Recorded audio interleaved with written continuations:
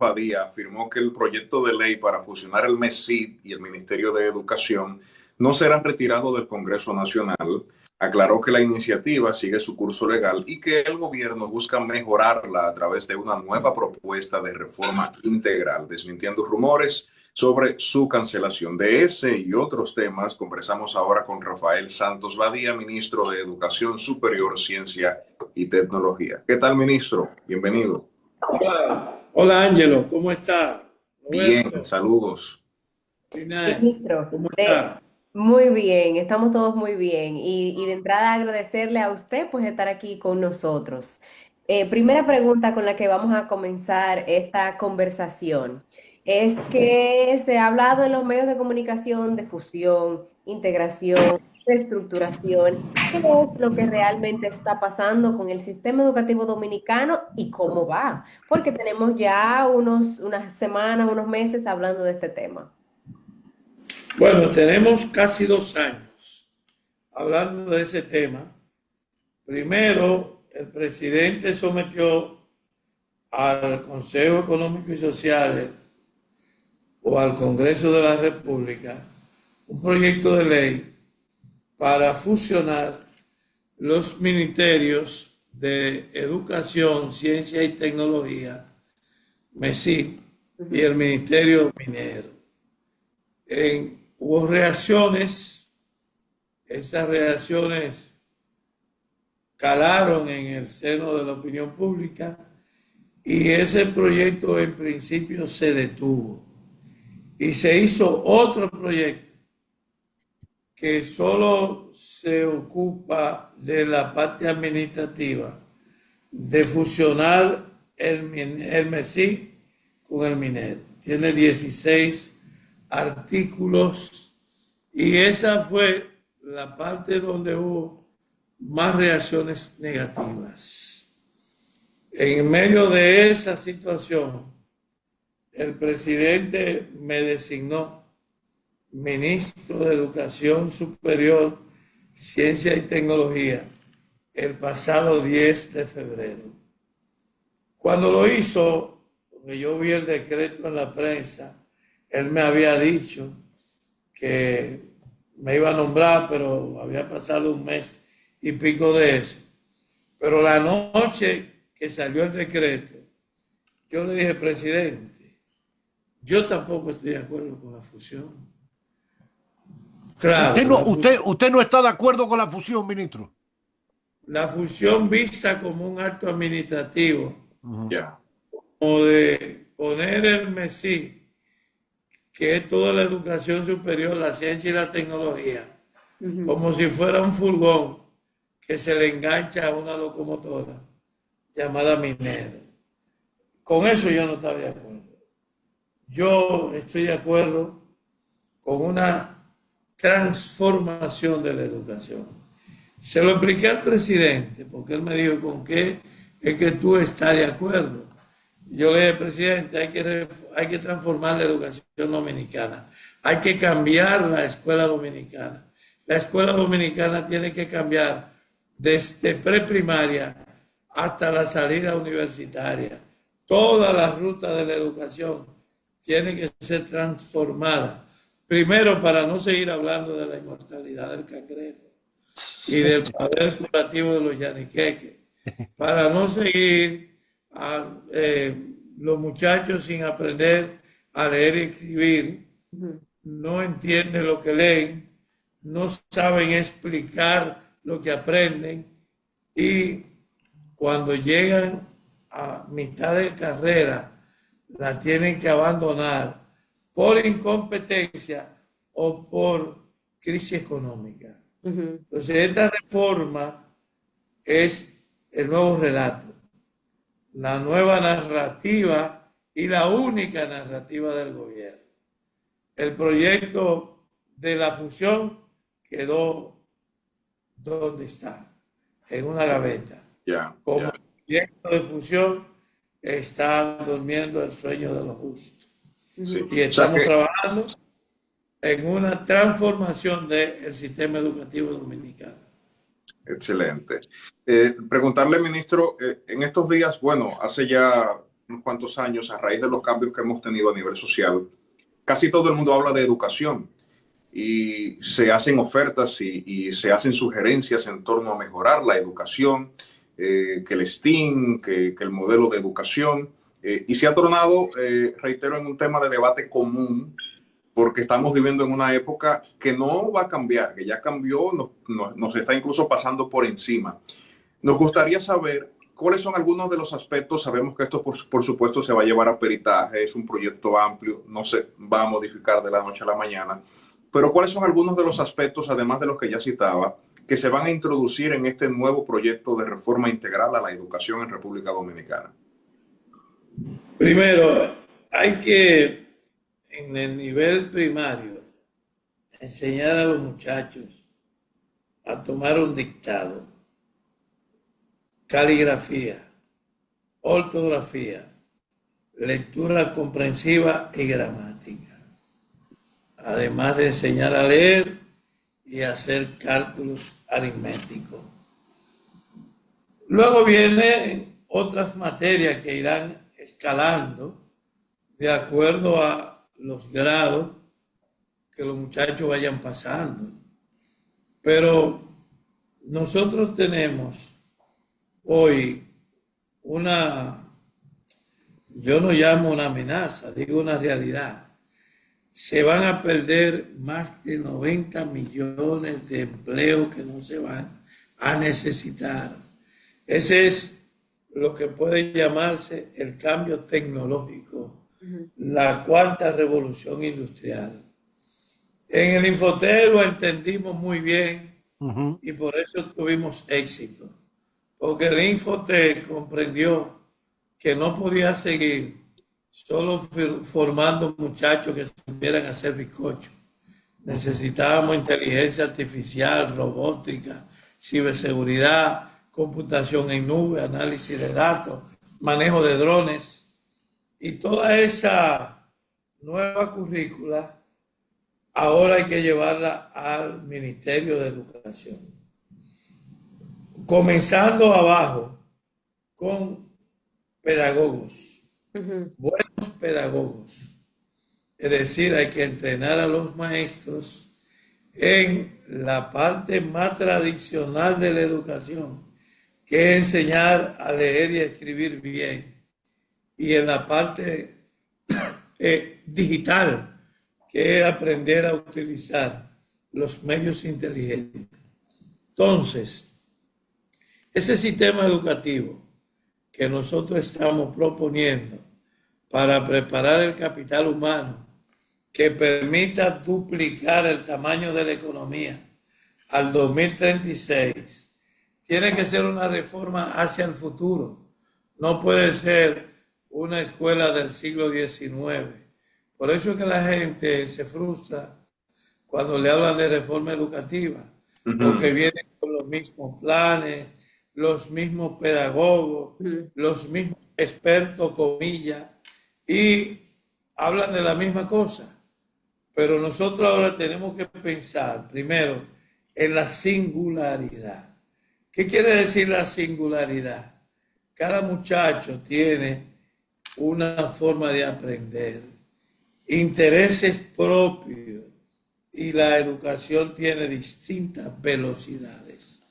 Quiere decir que un muchacho puede aprender en 3 meses y otro en 10 meses. Sí. Y hay que enseñarlo a los dos. Pero al que aprende en 3, tú le puedes enseñar 3 carreras en 1 año.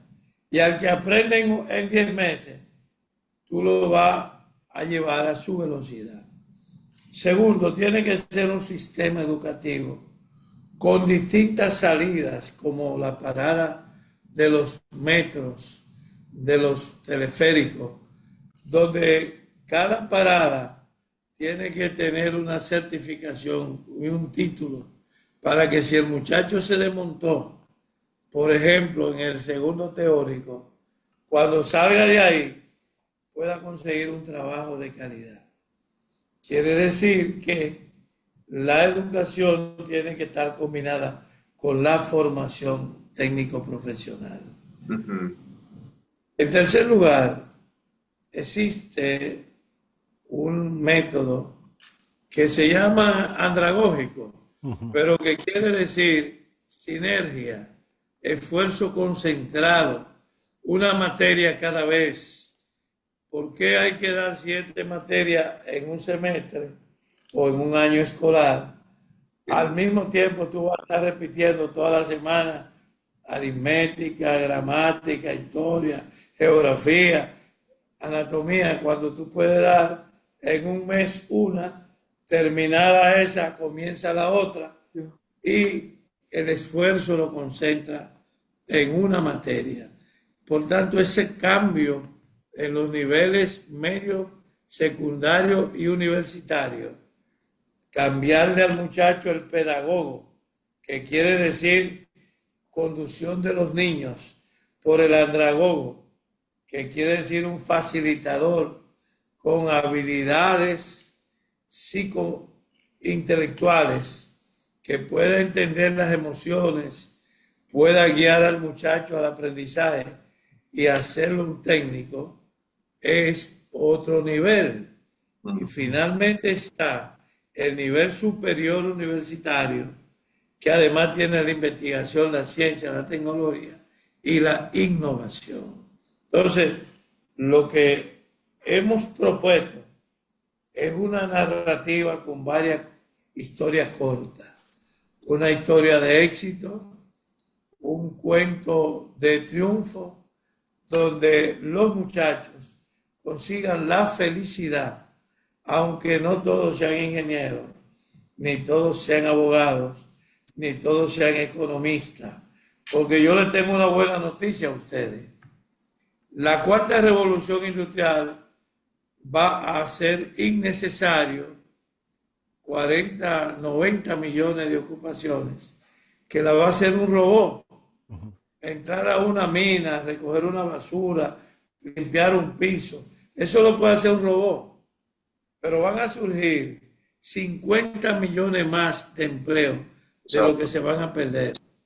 Y esos empleos son de buena calidad, de buenos salarios.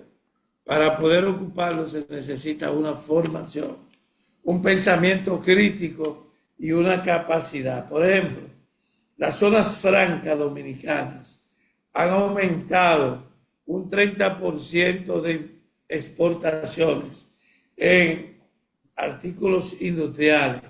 ¿En cuáles áreas? En las carreras médicas y en la electricidad. O sea, se están fabricando en nuestra zona franca dispositivos médicos, se llama Medical Device, y dispositivos eléctricos. Para eso se necesita muchachos preparados que tengan capacidad de trabajar con inteligencia artificial, que tengan capacidad de trabajar con la programación de robots.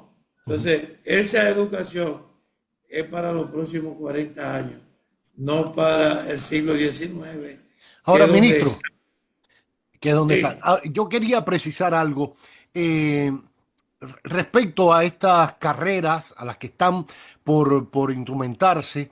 A veces como técnicos, a veces son oficios que se han perdido mucho porque pensamos que todo el mundo en la familia tiene que tener un título universitario y es parte de una formación hasta cultural errónea a veces, porque puede ser un máster en no sé qué y no sabes cambiar un bombillo en tu casa o algo por el estilo. Pero desde el punto de vista de planificación para un país, y quizás estoy hablando por mi propia experiencia. Yo recuerdo que en Cuba, donde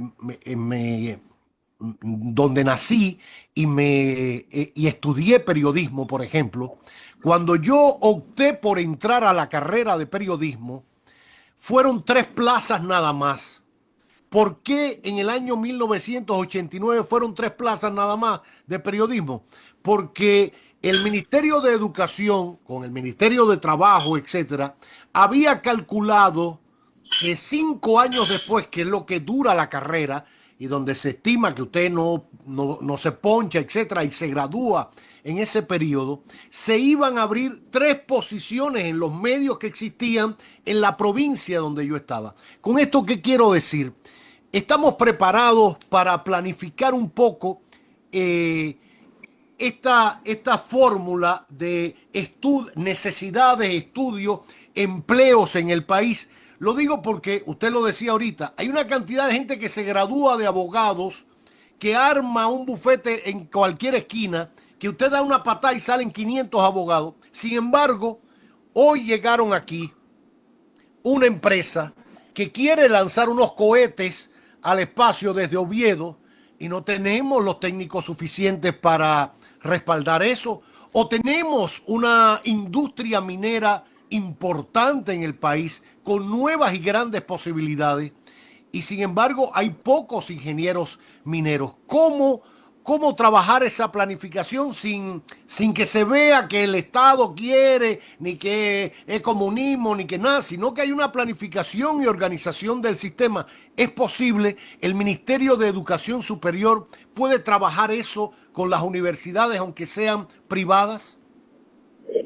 Sí, mira, en primer lugar, aquí hubo una época de populismo y demagogia que siguió después de la guerra de abril del 65.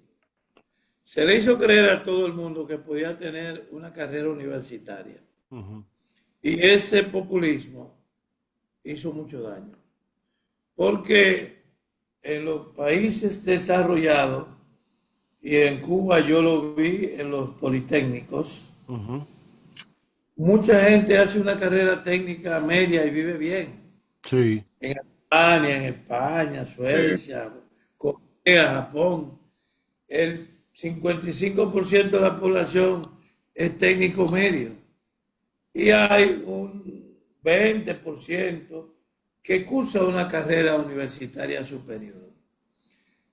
Hoy nosotros estamos obligados, y el MESI o el ministerio que surja de esta reforma educativa tendrá que privilegiar primero las carreras cortas también. O sea, las carreras largas son necesarias.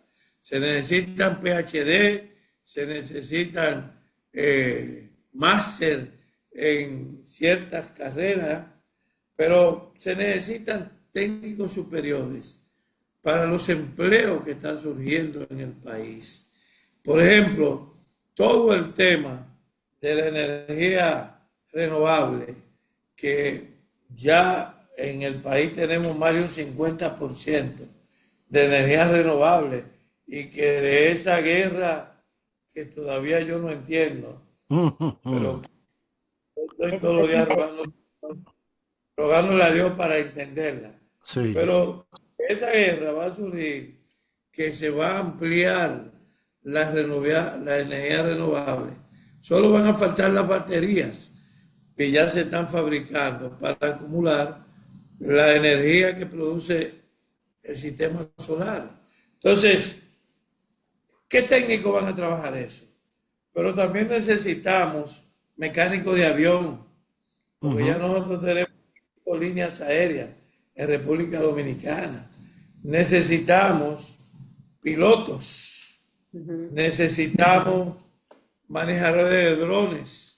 En los campos de este país, los campesinos están fumigando con drones, si ustedes no lo saben. Ya no es una avioneta, es un dron que está fumigando. Entonces, hay que enseñar a los muchachos de los politécnicos a manejar drones. Y todas esas carreras, como tú dices, conducen al buen empleo. Entonces, el sistema, no el MESI, el sistema educativo dominicano tiene que hacer una oferta con certeza de que quien estudie algo va a conseguir empleo. Esa es la primera certeza que tiene que tener el sistema educativo. La garantía de que el que aprendió algo, con lo que aprendió, tendrá un empleo de calidad. O podrá ejercerlo, ¿verdad?, por cuenta propia. A mí me gustaría preguntarle, ministro, porque este tema puede generar, no sé, algún tipo de contraste. Cada día crecen más los países que prohíben durante las horas de clase, por lo menos en la etapa inicial de la educación, el uso de celulares y tabletas y computadoras. China, Francia, Países Bajos. El argumento es estimular la concentración y el aprendizaje natural en los niños y eventualmente ya en el tiempo sí podrán tener acceso a las tecnologías y por supuesto perder los prácticos para aplicarlo. ¿Tendremos nosotros también en República Dominicana algún tipo de prohibición en esa dirección? Se ha dicho que está comprobado que no necesariamente el uso de la tecnología, por lo menos en los primeros años, mejora la capacidad de aprendizaje. Mira, Ángelo, ya el Ministerio de Educación aprobó una resolución para limitar el Sí, uso de celulares durante las horas de clase. Yo creo que lo que hay que evitar es que el debate parezca que es malo usar celulares. Esa idea puede ser contraria a la ciencia. Y aquí hay personas que dicen cosas como que en Suecia ya prohibieron los celulares, que en Finlandia prohibieron los celulares. No, lo que se está planteando es que en horas de clase no se tengan celulares dentro del curso para que los muchachos no se distraigan. Porque ustedes lo ven hasta en tu familia. Ujú. Se sientan 5 en una mesa a compartir, pero cada uno se conecta con un celular, con un amigo remoto que está en otro sitio. Y los 5 que están ahí no hablan entre ellos. Entonces, eso pasa también en el salón de clase. Si están distraídos en celulares, en teléfonos inteligentes, no están atentos a la formación y por eso hay que limitarlo. ok. Pero el instrumento es fabuloso para poder acelerar el conocimiento científico. Por ejemplo, en la pandemia que se le entregaron a los estudiantes alrededor de 2,5 millones de Tabletas. tablets, tabletas para poder dar la clase de manera remota. Yo propuse que aprovecháramos esa tecnología para preparar contenidos y subir contenido, pero para eso tú necesitas internet de ancha banda. Claro. Para eso tú necesitas nube. Cambiar el método de cableado por el método de sensores. Entonces, esa revolución dentro de la revolución, oye, como dije, esa revolución científica dentro de la revolución de las TIC implica que las escuelas tienen que tener una conectividad, no a través de Internet solamente.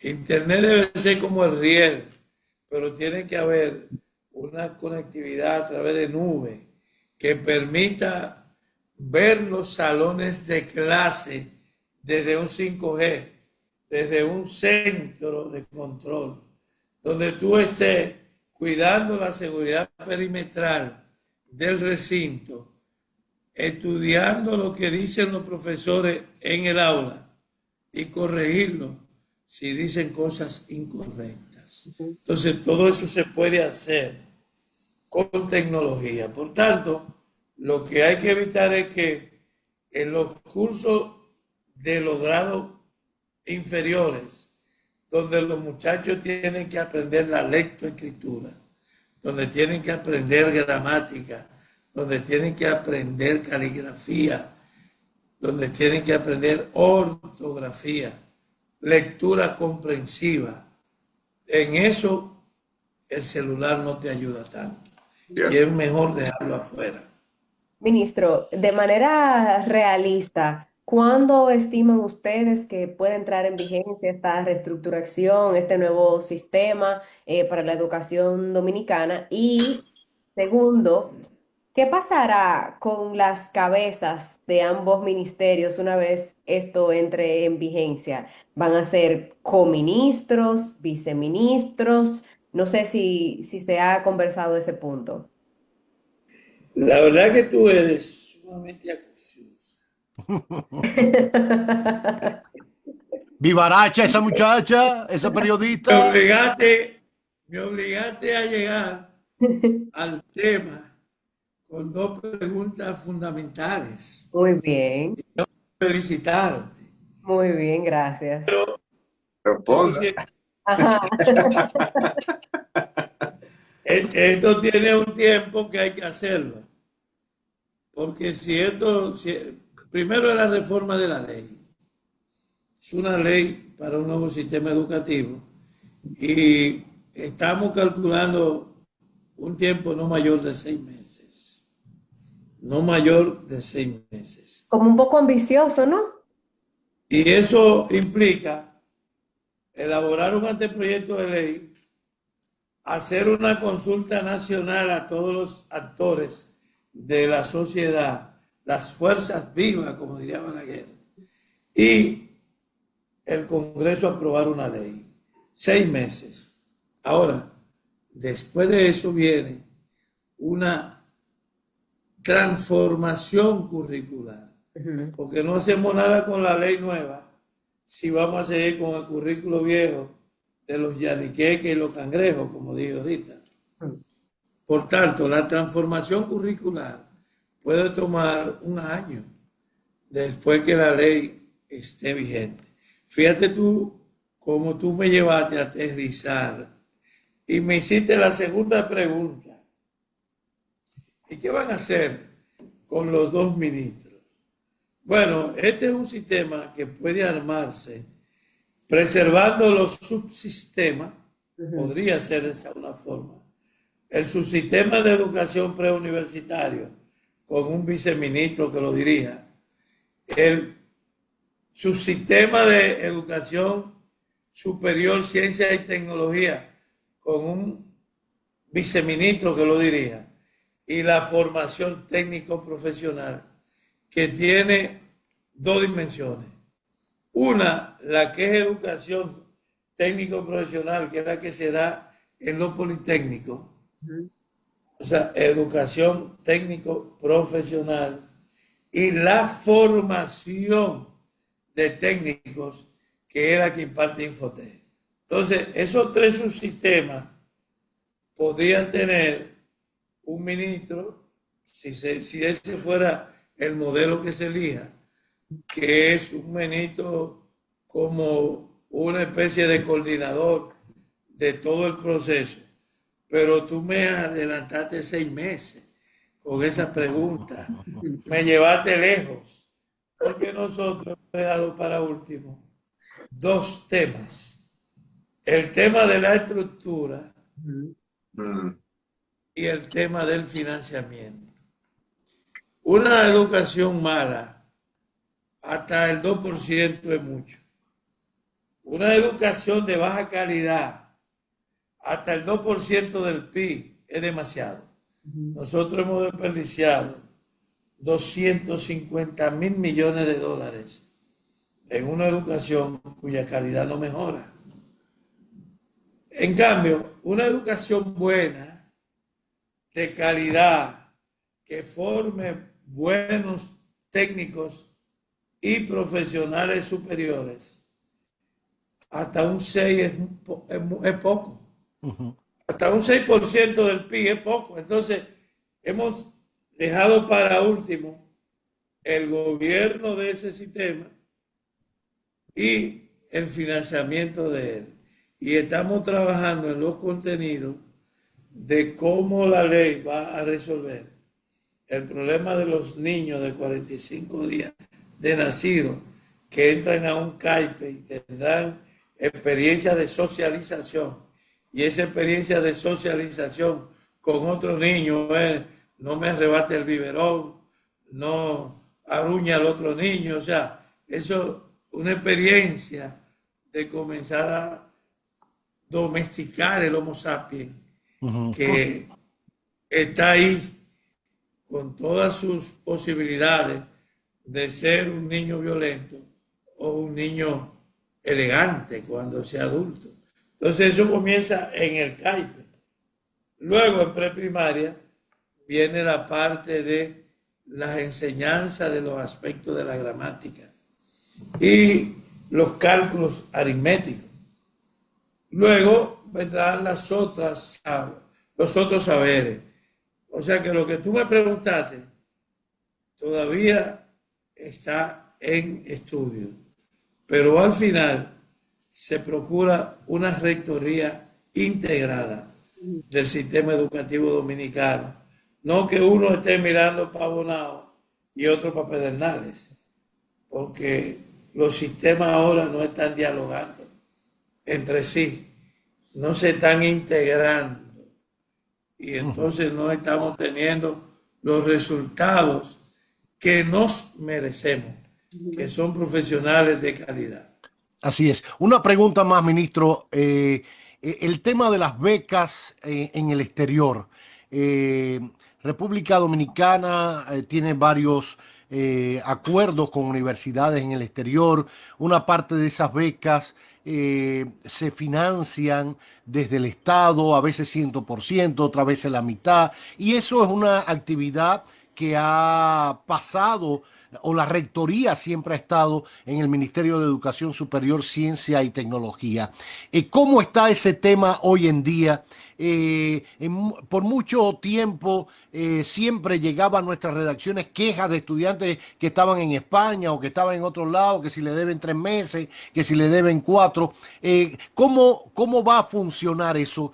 Hoy en día se está cubriendo ese costo a los estudiantes que han sido favorecidos con ese tipo de beca dual. ¿Cómo va a continuar? ¿Cómo otorgar becas a estudiantes que sí lo necesitan, que no necesariamente tienen que sus padres militar en el partido de gobierno, pero sobre todo cómo garantizar que ese estudiante, después que usted lo becó allá y estudió una maestría, venga a ofrecer ese conocimiento que adquirió a su terruño? Muchos se quedan porque encuentran una facilidad de trabajo, etcétera. Hay países donde no se lo permiten. Estados Unidos, por ejemplo, los obliga a regresar. Hay una manera de que eso se trabaje, tanto el cumplimiento de los pagos, la otorgación de las becas o el otorgamiento de las becas y el retorno de esos estudiantes con maestrías a venir a aportar conocimiento a su país. Bueno, en primer lugar, yo creo que debemos contratar las mejores universidades del mundo para estas becas. En segundo lugar, creo que debemos tener becas para estudios doctorales y de maestría de los puntos de la economía que más necesita el país. Que eso hay que reenfocarlo para que algunos estudios que estamos pagando en el exterior que se pueden hacer en el país, se fortalezca el sistema nacional universitario de las IE y que muchas maestrías se hagan aquí. Ahora, tú vas a necesitar 20 o 30 PhD en física o en química o en semiconductores o en aeronáutica o en satélite. Entonces, eso se debe mandar a las universidades mejores del mundo. Y está entonces el tema de qué estudiar. Eso es el primer punto.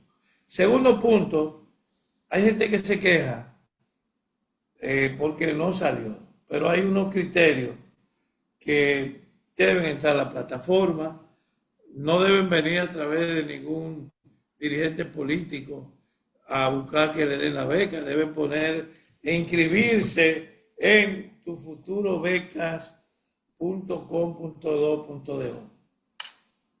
Esa es la plataforma. Usted entra, ahí carga todos sus papeles.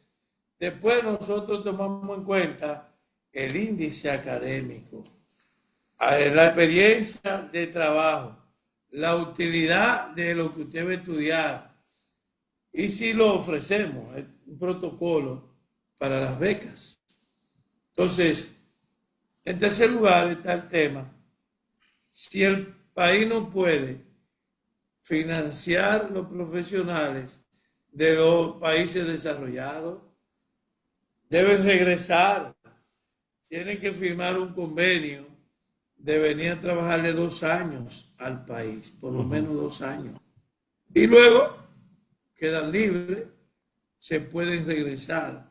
Pero lo más triste, Roberto, es que yo he visto muchos que se han quedado, que ni siquiera ha sido porque han conseguido un buen trabajo.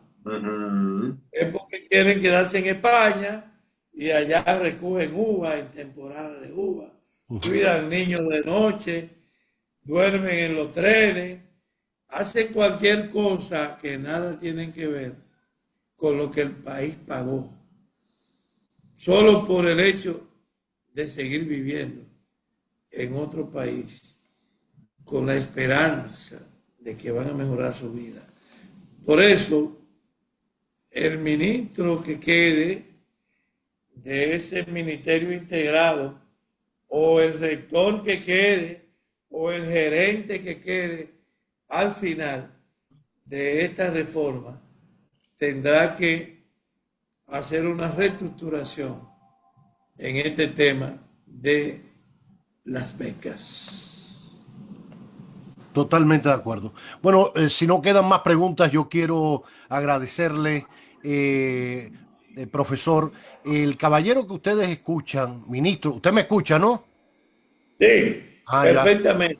ya. El caballero que ustedes escuchan como ministro de Educación Superior ha dedicado gran parte de su vida, siendo abogado, a educar y a estudiar el sistema sindical dominicano, donde ha tenido una fuerza importante el magisterio como nadie en el país, pero a ejercer como legislador en una transformación importante y poderosa del Congreso, tanto en comisiones de educación como de trabajo.